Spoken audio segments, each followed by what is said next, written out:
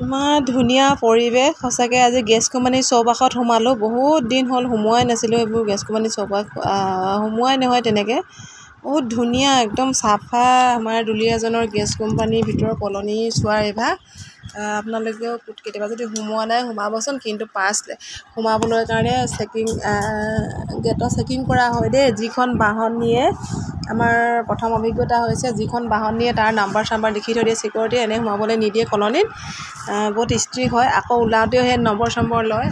বহুত ধুনীয়া হয় কলনীখন ভিতৰত চাবলগীয়া মনোমোহা পৰিৱেশ, একদম ঠাণ্ডা আৰু পৰিষ্কাৰ দেই সঁচাকৈ। আমাৰ গেছ কোম্পানী সঁচাকৈ ভিতৰ চোৱা বহুত পৰিষ্কাৰ আৰু ঠাণ্ডা এটা পৰিৱেশ। প্ৰাকৃতিক পৰিৱেশটো খুব ধুনীয়া, গছ গছনি চাৰিওফালে গছ গছনি। অকল যে ঘৰেই থাকিব এইটো নহয়। আমাৰ অসম যিহেতু সেইকাৰণে আমাৰ প্ৰতিখন প্ৰাকৃতিক সৌন্দৰ্য উপভোগ কৰিবলৈ পোৱা যায়। প্ৰতিটো ঠাইতে গছ গছনি নাথাকে বুলি এনেকৈ তেনেকৈ কোনো কথা নাই, গছ গছনি থাকেই। সেইকাৰণে বেছিয়ে মনোমোহা হৈ পৰে পৰিৱেশটো। অকল ঘৰ দুৱাৰ থাকিলে ভাল নালাগে নহয় জানো, অকণমান সেউজীয়া লাগে মাজে মাজে। বহুত দিনৰ মূৰত আমি গেছ কোম্পানীতে কিবা বিশেষ কামত অকণমান আহিলোঁ লগৰজনী মই। অকণমান বতাহটো কিমান ধুনীয়া মাৰিছে দেখিছেনে, হাৱা বতাহখিনি। আচলতে সঁচাকৈ গছ গছনি সঁচাকৈ ৰুব লাগে, সকলোকে কওঁ।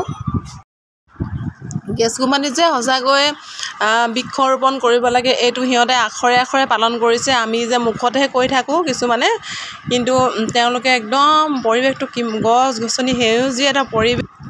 সঁচাকৈ গছ গছনি থাকিলে অক্সিজেনৰ কাৰণে আমাক গছ গছনি লাগিবই, কাৰণ এতিয়া গছ ৰোৱাটো খুব প্ৰয়োজন।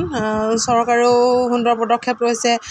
চৰকাৰে কোৱাতকৈ আমি নিজৰ স্বইচ্ছাৰে গছ ৰুব লাগে, কাৰণ এজন বৃদ্ধ মানুহক বহুত পৰিমাণৰ অক্সিজেন লাগে। এজন সৰু ল'ৰাক যিমান অক্সিজেন লাগে, কিন্তু এজন সৰু ল'ৰাক যিমান অক্সিজেন লাগে, কিন্তু এজন বৃদ্ধাক তাতকৈ 80% বেছি অক্সিজেন লাগে।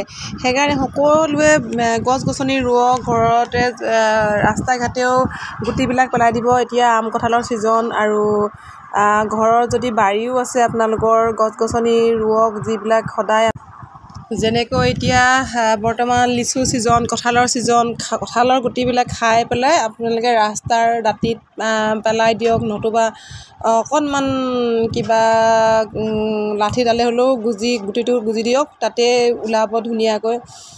লিচু হওক, কঁঠাল হওক, আম হওক, এনেকৈ অক্সিজেনো পাব, লগতে ফল মূলো খাবলৈ পাৰিব, আৰু পৰিৱেশটোও সুন্দৰ হ'ব, নিৰ্মল হ'ব। সেইকাৰণে অকল ঘৰ দুৱাৰবিলাক বিল্ডিংবিলাক হ'লেই ভাল নালাগে, নহয় জানো বাৰু।